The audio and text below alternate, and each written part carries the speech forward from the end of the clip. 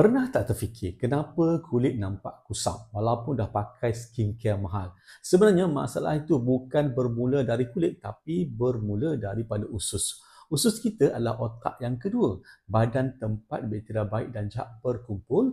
Bila bakteria jahat lebih banyak, sistem pencernaan terganggu dan penyerapan nutrien jadi tak sempurna.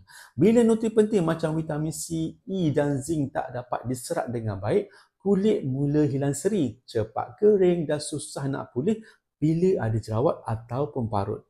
Ramai yang terus tukar skincare, tambah serum sana sini tapi hasil tetap sama. Padahal akar sebenarnya masalah datang daripada dalam. Kita kena rawat dari punca iaitu dengan jaga kesihatan usus. Ambil makanan tinggi serat, probiotik, prebiotik supaya bakteria baik dalam usus ni kekal seimbang. Bila usus sihat, proses detox jadi lebih efisien, hormon lebih stabil dan kulit pun kembali cerah serta tenang, natural glow from within. Mulakan dari dalam sebab bila usus sihat, semua yang kau nampak di luar termasuk kulit akan ikut sihat sama. Jadi, ambil tahu, jangan keliru.